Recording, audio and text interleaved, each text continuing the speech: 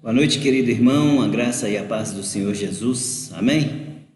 Hoje nós vamos estudar mais uma vez a palavra do Senhor Jesus, ela que nos fala como ser um novo povo de Deus, uma palavra que verdadeiramente vai cair nos nossos corações, fazendo com que a gente entenda perfeitamente quem somos nós, classificados como gentios, na verdade, né? Porque não somos teoricamente judeus, né? Mas o fato é que Deus ele é único para todas as pessoas, para toda a humanidade, independente de quem seja ou não.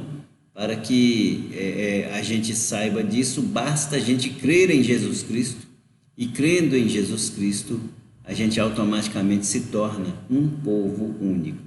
E nós vamos entender então por que o judeu ele não gostava do gentio, e existia uma razão para isso, né? Mas hoje, entendendo que Jesus Cristo veio também para nós, para os gentios, eu estou falando gentio, gente, não é só brasileiro não, é o holandês, é o chinês, é o japonês, é o indiano. Por isso que existem as grandes comissões que saem para pregar o evangelho ao longo do mundo todo, porque a partir do momento que aqui qualquer pessoa de raça, cor e outra religião aceite Jesus como Salvador, ele deixa de ser aquele da outra religião, passa a crer em Jesus Cristo como seu Salvador e automaticamente ele passa a ser um só povo, juntamente com o povo escolhido de Deus. Por isso, nós hoje vamos ler no texto áureo da seguinte forma, olha, está lá em Efésios capítulo 2, verso 19. Assim que já não sois estrangeiros nem forasteiros, mas cidadãos dos santos e família de Deus. Isso é o que está na palavra. Deus é maravilhoso. E agora, com as leituras diárias, leitura da segunda-feira, nós vamos ler Isaías capítulo 9, verso 6, um verso extremamente conhecido por todos nós. Ele é aquele que diz da seguinte forma, Isaías capítulo 9, verso 6, Cristo, ele é a nossa paz. Veja só, olha só, porque um menino se nos deu, porque um menino nos nasceu, um filho nos foi dado, e o governo está sobre os seus ombros, e ele será chamado maravilhoso, conselheiro, Deus poderoso, Pai eterno, príncipe da paz. Ou seja, Jesus Cristo ele veio, na verdade, para trazer paz para todos nós, né? Mas paz para quem? Paz para os judeus somente? Não, paz para o mundo, né? Jesus Cristo é a paz do mundo. Então, é esse um dos papéis, uma das atribuições de Jesus Cristo no mundo. E aí, na terça-feira, a gente vai ler aquilo que está lá em Gênesis, capítulo 17, verso 1 até o 4. Gênesis, capítulo 17, do verso 1 até o 4, a palavra do Senhor fala que os gentios eram estranhos às promessas. Olha só para você ver. Quando Abraão estava no verso 17, Gênesis 17, do 1 até o 4. Quando Abraão estava com 99 anos de idade, o Senhor lhe apareceu e disse: Eu sou o Deus Todo-Poderoso, ande segundo a minha vontade e seja íntegro. Estabelecerei a minha aliança entre mim e você e multiplicarei muitíssimo a sua descendência. Abraão prostrou-se o rosto em terra e Deus lhe disse: De minha parte, esta é a minha aliança com você. Você será pai de muitas nações. Então veja bem, quando Deus falou que Abraão seria pai de muitas nações, ele não falou que ele seria pai de uma nação exclusiva, não. Ele falou que seria pai de muitas nações. Guarda isso aí e nós vamos aí então continuar discorrendo aquilo que está lá em João capítulo 5, verso 38.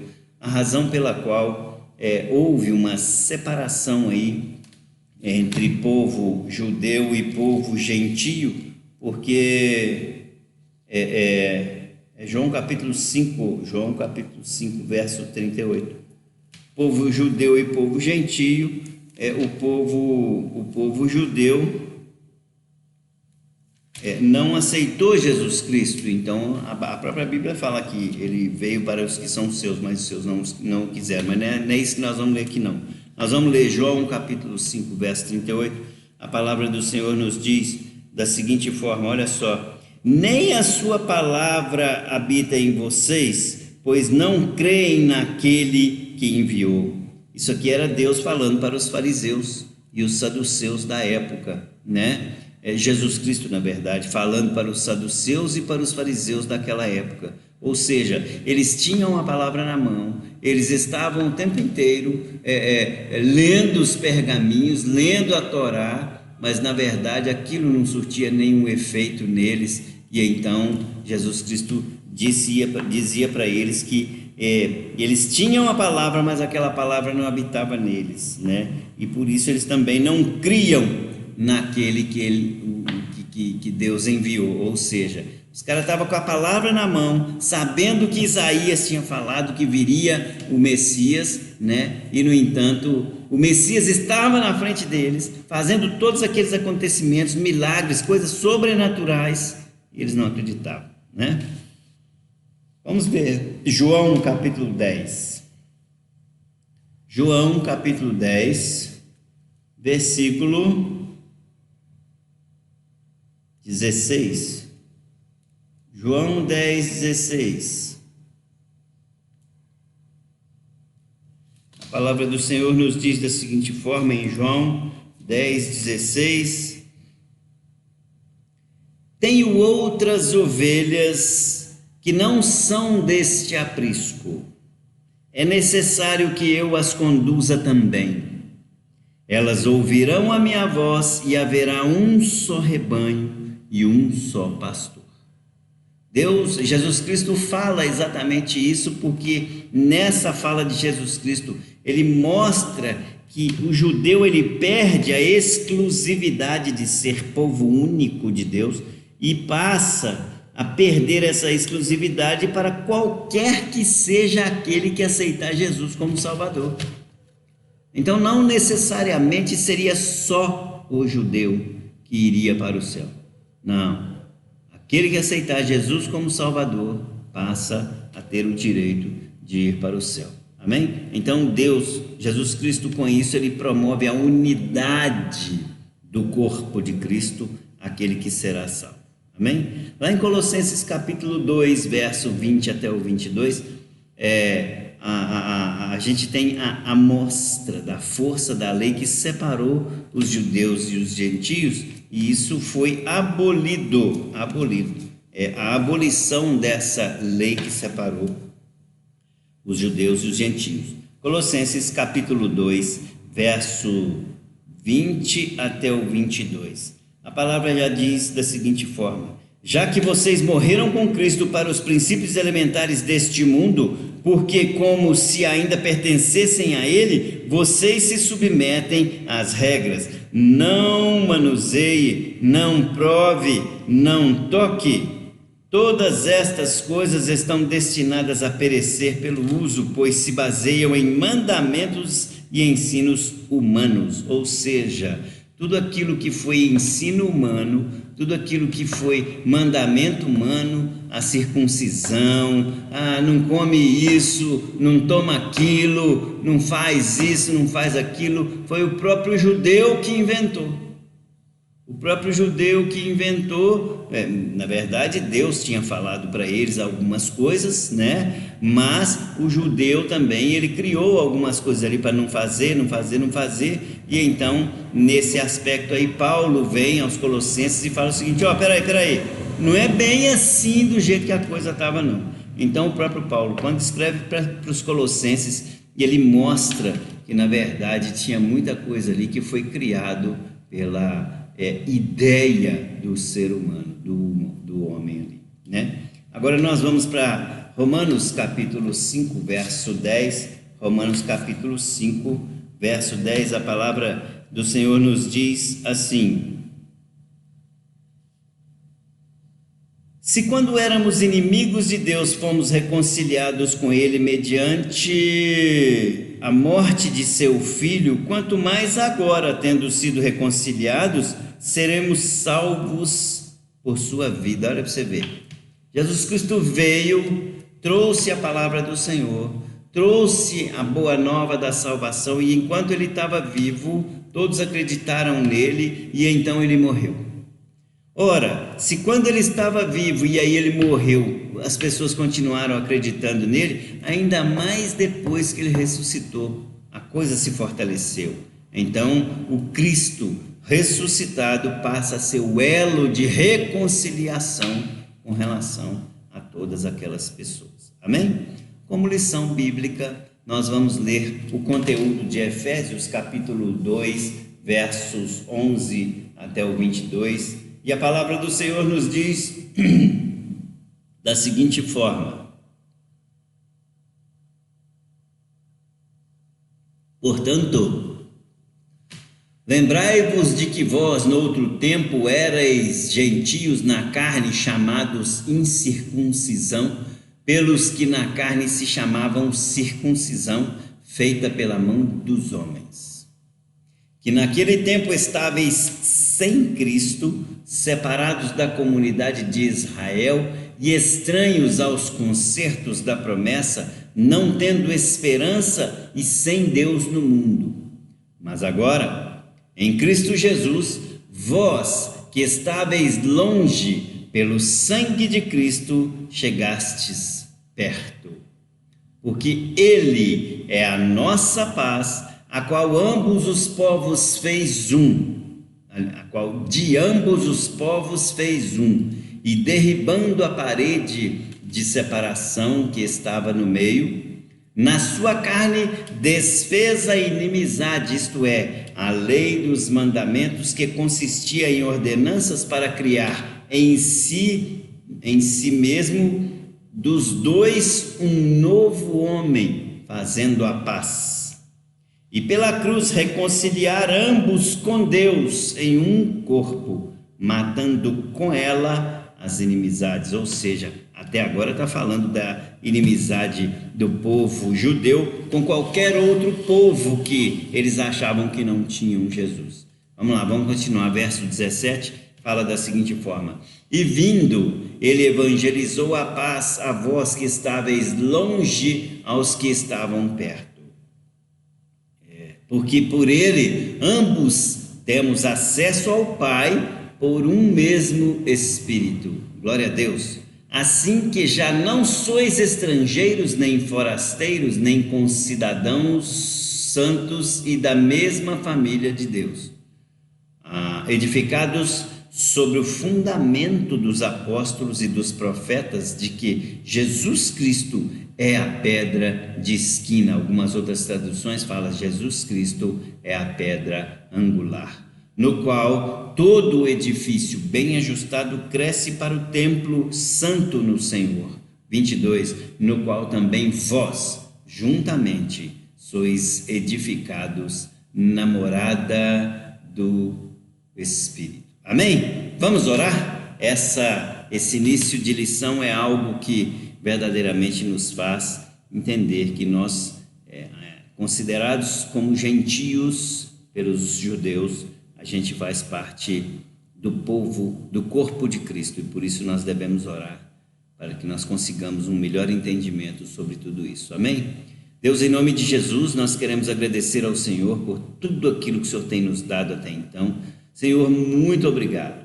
Hoje, Senhor Deus, teremos um esclarecimento fantástico sobre tudo aquilo que os judeus às vezes nos consideram como fora do corpo de Cristo, mas o Senhor, na Tua palavra, corrobora, confirma que nós fazemos parte do corpo de Cristo, sendo o Senhor o cabeça e nós os membros. Por isso, Pai, em nome de Jesus, fala conosco nessa noite, clareia essa diferença de gentio e de judeu na nossa vida hoje, Senhor Deus, para que nós consigamos entender que quando o Senhor Jesus Cristo está na jogada e todos nós acreditamos nele, não há diferença, não há povos diferentes, mas sim todos aqueles que creem nele serão salvos, independente de raça, cor, religião ou qualquer outra coisa.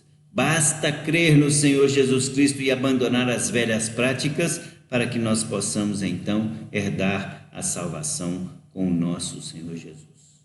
Senhor, recebe a nossa oração, é o que nós te pedimos em nome de Jesus. Amém. Louvado seja Deus. Irmãos, como introdução a gente lê da seguinte forma, olha só que bacana. A história bíblica apresenta o povo de Israel como a semente abençoada e frutífera, que é multiplicada sobre a terra, lembra por causa de Abraão lá, né? Que multiplicada sobre a face da terra, representaria o reino de Deus. Da semente de Abraão, Deus suscitou um povo especial, exclusivo, separado de todas as gentes para ser o povo, o seu representante entre as nações. Prevalece na história bíblica as promessas de Deus para com Israel, mas a revelação bíblica já predita no Antigo Testamento mostra que Deus resolveu criar um novo povo, diferente dentre todos os povos. Que novo povo é esse? É a igreja. Amém? Unindo judeus e gentios. Esse é o título do tópico 1. Os versículos 11 e 12 do texto que nós lemos apresentam as características da condição dos gentios no passado, ou seja, era um povo sem conserto, né? Paulo começa lembrando o passado com as palavras noutro tempo, o que indica o estado espiritual anterior dos gentios. O apóstolo apela à memória dos gentios crentes para a sua condição anterior à nova vida. Gentios na carne, tendo um sentido metafórico, uma vez que os gentios não tinham obrigação com a circuncisão, né, que os judeus tinham já na lei anterior. A circuncisão tinha um sentido moral e religioso que tornava os judeus diferentes dos demais povos do mundo. Era como se fosse uma marca, viu, gente? A palavra gentio também tinha um sentido pejorativo, ou seja, era ruim de ouvir, era ruim até de falar, eram mal considerados aqueles povos gentios, porque havia ali uma discriminação racial e religiosa dos judeus, porque o gentio significava idólatra, o adorador de outros deuses e, o que é pior, deuses mortos. Por isso, ser gentio na carne era não pertencer à exclusividade do povo de Deus. E era exatamente isso que os judeus eles consideravam. Ou seja, como era gentio, qual é a marca que você tem por ser povo de Deus? Era, na verdade, a circuncisão, né? Se você não tinha aquele sinal, então você era considerado gentio. Se você era considerado gentio, então você não, teoricamente para eles lá, você não poderia herdar as bênçãos de Deus para a sua vida, ou as bênçãos de Deus para o povo dele, né? Então, olha, sem o sinal da exclusividade, a circuncisão física era também um sinal, uma marca que distinguia os judeus daqueles que eram chamados de incircuncisão, ou seja, quem não era circuncidado era chamado de incircuncisão, né? O apóstolo Paulo reforça o sentido da expressão gentios na carne quando diz que eles são incircuncidados, né? Os judeus empregavam o termo de incircuncisão em tom depreciativo. Ah, você não é circuncidado não? Ih, meu filho, sai para lá, você não faz parte do nosso meio não, nós vamos até te discriminar, né? Eles criam que os judeus, pelo fato de não serem judeus, que os gentios, pelo fato de não serem judeus e não terem feito a circuncisão, estavam fora das bênçãos de Deus, sem direito a nada diante de Deus. Esse extremismo dos judeus era tal que tratavam os gentios de cães, chamavam os gentios de cães, gente.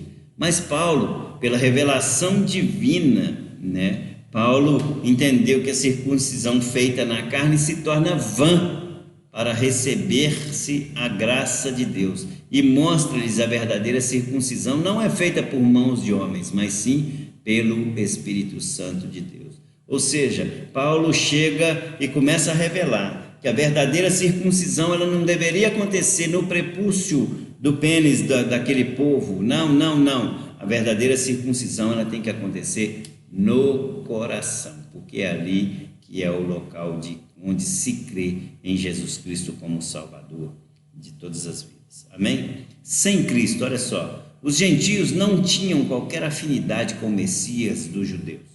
Paulo sabia que os judeus cristãos ainda não tinham uma completa compreensão da nova posição e privilégios em Cristo dos gentios salvos.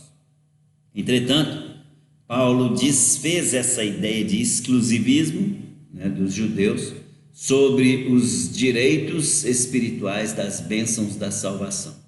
Cristo, uma vez aceito como Salvador e Senhor, torna-se direito de todos, igualmente sendo ele um elo de reconciliação entre Deus e todos os homens que acreditam em Jesus, seja gentio, seja judeu, seja quem for, acredita em Jesus, pratica, dá fruto, então você tem Jesus como elo de reconciliação, de restauração entre Deus e o povo. Amém? Então, o gentio, digamos que sem direito à comunidade em Israel, ou seja, não poderia viver junto ali, Olha só para você ver. Essa comunidade é o resultado do pacto entre Deus e o povo de Israel, de um governo teocrático, ou seja, o povo judeu vivendo único e exclusivamente para o Deus de Abraão, tá certo? Isso é, o governo direto de Deus através dos homens que serviriam como porta-vozes dessa divindade, ou seja, aqueles judeus ali, seja saduceus, seja fariseus, seja quem for, sacerdotes e tudo mais, eles serviam como porta-vozes de Deus. É igual esse povo fala que o Papa hoje o Papa representante de Deus na terra. Isso lá naquela época dos judeus acontecia a mesma coisa. Eles falavam que o sumo sacerdote era o representante de Deus na terra. Os gentios ficavam fora desse pacto, que só os judeus é que podiam participar. Eram considerados estranhos a tudo aquilo que acontecia ali naqueles lugares, naquele lugar de Deus, vamos dizer assim, porque todas as festas, todos os rituais eram exclusivos, com o povo de Israel, e desconheciam a promessa de um Salvador que um dia viria para mudar a sorte de Israel, e instalar um novo reino. Isso está lá em Romanos capítulo 9, verso 4. Eu estou aqui com o livro de Romanos, eu vou até ler aqui já de uma vez. Olha, Romanos capítulo 9, verso 4, a palavra do Senhor nos diz da seguinte forma aqui, O povo de Israel, deles é a adoção de filhos, deles é a glória divina, as alianças, a concessão da lei, a adoração no templo e as promessas. Olha só, é isso que fazia com que os gentios tivessem total desconhecimento, porque eles não tinham convivência com aquele povo de Israel. Por isso eles ficavam, de certa forma, isolados. Pelo fato deles ficarem isolados, eles eram considerados como condenados, como cegos, como escravos, Eles não podiam esperar nada que pudesse vir de Deus, Era um povo que via as coisas acontecer no meio dos judeus, mas eles não podiam esperar nada no meio do povo deles, porque eles eram considerados completamente discriminados. Por isso, eles não tinham esperança nenhuma, Bom, e aí eles tinham uma expressão sem Deus, A expressão sem Deus aparece no original do grego como atheoi, que dá a ideia de que eles não possuíam conhecimento verdadeiro de Deus. Os gentios possuíam muitos objetos de culto, muitos deuses e senhores, aquelas imagenzinhas, aqueles negocinhos. Os gentios tinham muito isso mesmo, mas desconheciam o único Deus verdadeiro, o Deus de Abraão, de Isaac e de Jacó.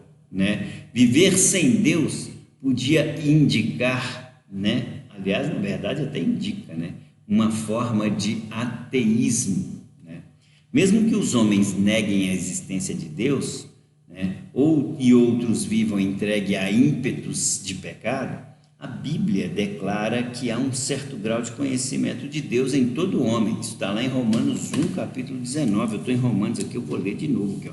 Romanos 1, capítulo 1, verso 19, a palavra do Senhor nos diz assim, olha só: pois o que de Deus se pode conhecer é manifesto entre eles, porque Deus lhes manifestou. Ou seja, não adianta o sujeito falar que não conhece Deus, não, porque tem coisa que está na nossa frente, na frente dos nossos olhos, e a gente consegue perceber que não é o homem que faz. Só pode ser o quê? Deus. Se não é o homem que faz, é algo sobrenatural, então só pode ser Deus. Então, querendo ou não, por mais que a pessoa resista, né, de falar da existência de Deus, né, tem coisas que acontecem que ele vai ficar perdido, ele vai falar assim, mas peraí, o homem não é capaz de fazer isso. Isso não veio lá do Big Bang. Não, então peraí. Né? Eu vou dar exemplo para você, assim, quer ver? Olha só. Por exemplo, um passarinho canta, que é uma beleza, lindamente, maravilhosamente canta, né? Ele está ligado em algum fio de energia elétrica? Ele está ligado numa tomada para cantar? Ele tem uma bateria interna dentro dele para ele poder fazer isso? Não. Então, como é que aquele bichinho daquele jeito ainda consegue voar, faz mais que nós, ainda até voa, né? Como é que um bichinho daquele jeito ali consegue cantar tão lindamente daquele jeito, sem estar ligado a nada, sem ter nenhum programa de software colocado dentro dele para ele cantar e nem nada, né? De onde que veio aquilo? Foi o homem que conseguiu construir um passarinho daquele? Não, gente.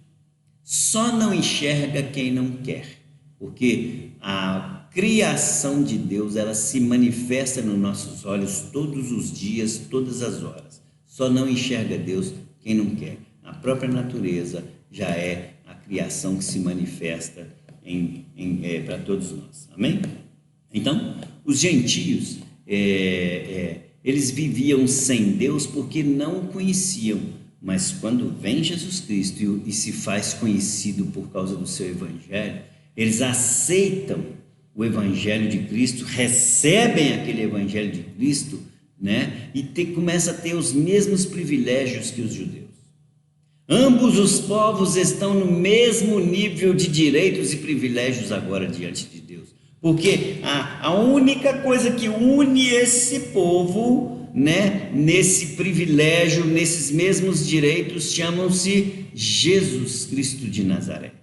A unidade de gentios com o povo judeu, ela se dá no corpo de Cristo Jesus.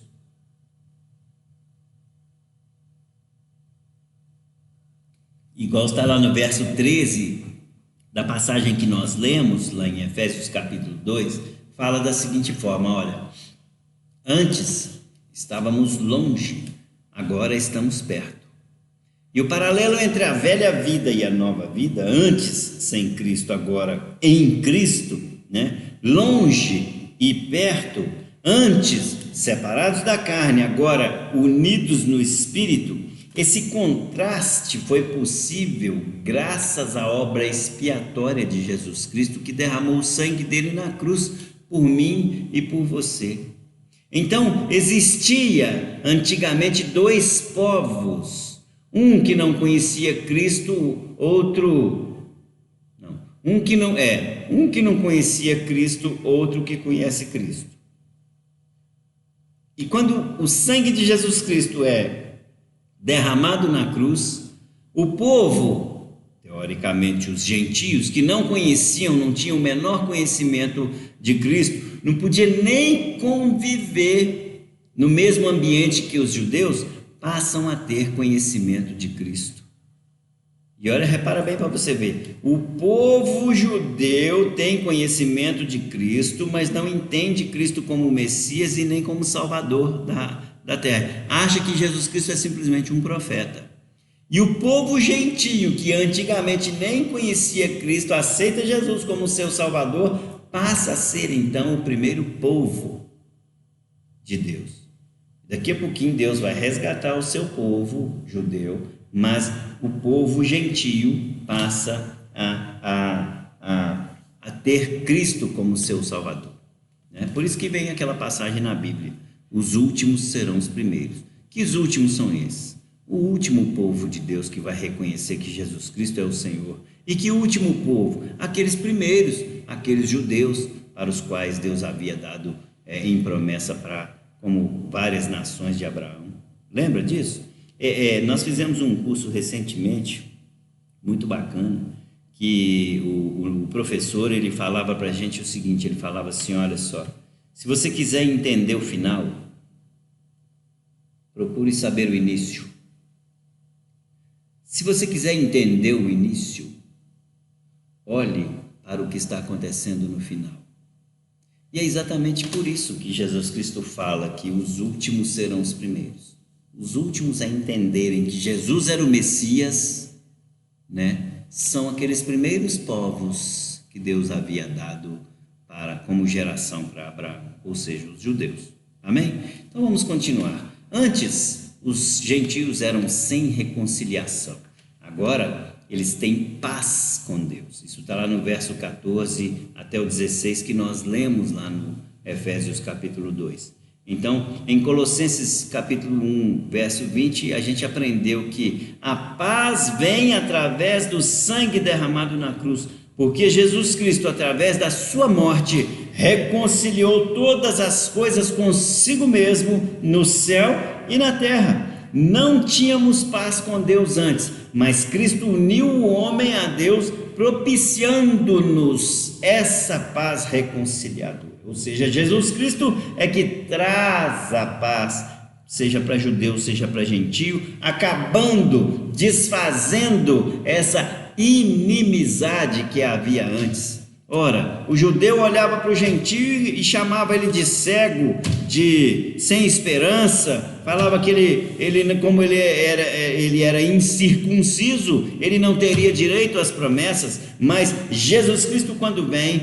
e derrama o sangue dele na cruz por todos nós, ele acaba com tudo isso, porque mostra que a circuncisão, na verdade, ela está dentro do coração, e ele então acaba com essa inimizade, fazendo com que haja só um povo. Não é um povo judeu, não, é um novo povo. Que povo? O povo de Cristo. Amém? Aí no item 3 fala da seguinte forma: antes éramos dois povos, agora somos um só. O sentido da palavra homem na Bíblia, no versículo, não é individual, mas é genérico. A unidade espiritual de dois homens, judeus e gentios, isto é, dois povos, foi feita por Cristo em si mesmo. Agora todos os que são salvos em Cristo formam um só corpo, o corpo de Cristo. Por isso, não pode haver mais diferença nem privilégio, mas todos somos um só em Cristo Jesus. Glória a Deus, aleluia. É exatamente isso. Antes, nós não tínhamos acesso aos gentios, não tinham acesso ao Pai. Por quê? Porque eles não podiam ficar lá nas sinagogas, e eles não podiam participar dos rituais,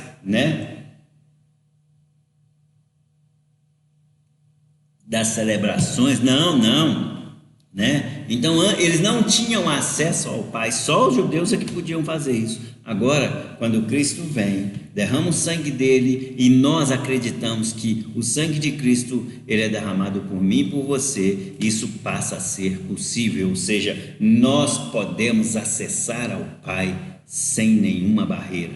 Amém? Então os nossos pecados, que eram a barreira que nos eliminava, que nos distanciava de Deus, o sangue de Jesus Cristo veio para nos limpar de todo esse pecado, veio para nos livrar de todos esses pecados. Então automaticamente eles deixam de ser barreira, e nós começamos então a ter acesso direto ao Pai, Por quê? Porque Jesus Cristo expiou os nossos pecados e abriu a porta da comunhão com Deus, Esse glorioso acesso que a gente tem agora, tem a garantia dada pela obra expiatória de Deus, e é o Espírito Santo que possibilita a gente chegar ao Pai. O Espírito Santo dá testemunho dentro do crente perante o Pai e Jesus Cristo, né? Aí a gente vê que essa Santíssima Trindade, em ação na realização da salvação do ser humano, traz a unidade espiritual entre os povos como uma de suas bênçãos. Todos nós temos bênçãos e privilégios comuns, estando nós no corpo de Cristo. Então, olha só para você ver que coisa mais bacana. Você tem Jesus Cristo? Tem, glória a Deus, aleluia. Aceitou o sangue de Jesus Cristo derramado na cruz pela minha vida e pela sua vida? Amém, glória a Deus. O Espírito Santo então passa a habitar em você, e ele habita não só em você, mas ele habita naquele da raça amarela, ele habita naquele da raça índia, naquele ele habita na raça vermelha, na raça negra, ele habita em todo e qualquer um que aceitar ele como seu Salvador, porque o sangue de Jesus Cristo, ele não discrimina ninguém, todos passam a fazer parte do corpo de Cristo. Mas por que a gente faz parte do corpo de Cristo? Para que haja uma edificação, uma construção. A analogia de fazer parte do corpo de Cristo é como se fosse uma edificação, se estivéssemos construindo um edifício, né, para chegar ao topo, e quando chegarmos ao topo, automaticamente é como se nós estivéssemos na glória com Deus. Então, nos versos 20 até o 22, da parte que nós lemos, a palavra dá uma classificada como se fosse família, para ilustrar a relação do povo salvo com Deus, né? E também mostra como se fosse uma construção, para ilustrar a participação individual de cada crente na edificação do reino de Deus. Ou seja, você crê em Jesus, meu querido?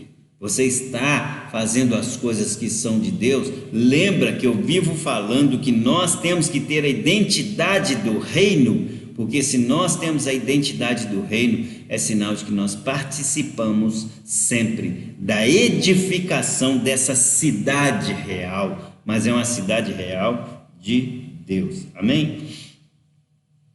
Nos versículos 20 a 22 ainda, nós temos a ilustração de uma construção de um edifício, né? No qual os crentes são as pedras vivas e Cristo é a pedra angular. Uma vez eu já expliquei aqui como é que funciona a pedra angular, né? A pedra angular é algo que ela faz realmente um triângulo aqui. O edifício é construído em forma de arco aqui e aqui em forma de arco. A hora que ele encontra aqui, ele encontra a pedra angular. Essa pedra angular é colocada dessa forma aqui, de forma que quando ela pesa sobre as duas colunas aqui, essas duas colunas, elas tendem a fazer assim, fechar. Como elas tendem a fechar, encontra a pedra angular, automaticamente faz força para cá, e aqui faz força para cá, e então essa pedra angular é a que sustenta as duas colunas daquele local. Por isso, Jesus Cristo é chamado de pedra angular, e nós somos as pedras de coluna, as pedras vivas que estão ali.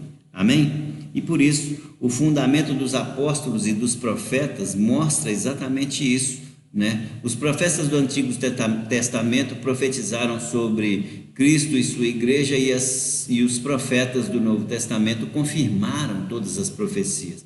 Por isso, os apóstolos e profetas representam a essência e o cumprimento de tudo quanto Jesus Cristo nos ensinou. Portanto, eles se constituem com Cristo o fundamento desse edifício espiritual que ainda está em construção. Nós, pedras vivas, somos edificados sobre este fundamento. Que fundamento? Jesus Cristo. Ele é a base, mas ele também é a pedra angular. Ele suporta tudo, mas ele também é o cabeça. Ele suporta tanto embaixo, mas sustenta também tanto em cima. Então, toda a palavra de Deus revela essa construção desse edifício espiritual, a igreja de Cristo. O lugar de cada crente no edifício de Deus é assim, olha: se somos pedras vivas, lapidadas pelo Espírito Santo, nos ajustamos perfeitamente nesse edifício. Somos colocados nele como pedras umas sobre as outras, e isso indica uma obra progressiva e contínua. Somos ajustados pelo Espírito Santo para a sua morada, isto é, somos o templo do Espírito no mundo. Amém? Então, é como se você imaginasse o seguinte: vamos construir as pirâmides. Lembra lá das pirâmides? Eu não sei se você já esteve lá no local. Se você estivesse no local, você ia ver. Cada pedra das pirâmides, ela é extremamente, perfeitamente ajustada uma na outra, seja um pouquinho mais afastada, seja um pouquinho para frente, mas ela tem o ajuste correto, para que não deixe entrar oxigênio ali dentro daquele compartimento, né? E aí, se entra oxigênio dentro do sarcófago, o oxigênio ele faz apodrecer as coisas.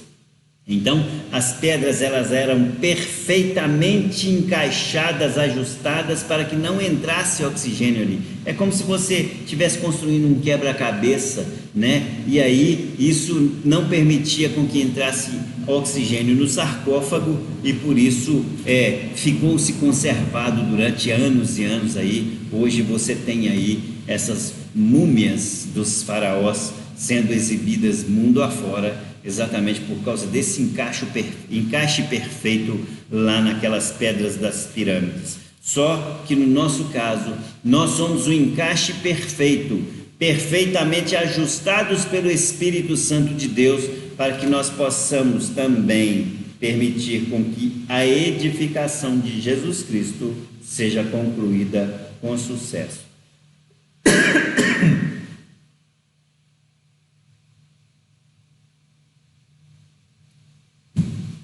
Sendo construída com sucesso, nós faremos parte da grande morada com Jesus Cristo. Amém? Conseguiram entender então? Como é que existiam dois povos, os gentios e os judeus? Os judeus não gostavam dos gentios.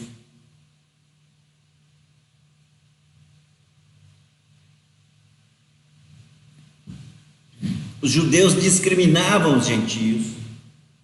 Os gentios ficavam se sentindo escorraçados, se sentindo humilhados, se sentindo desprezados. Mas aí Jesus Cristo veio para os judeus o recusaram. Ele larga os judeus para lá e vai para os gentios. Quando ele vai para os gentios recebem Jesus Cristo como Salvador.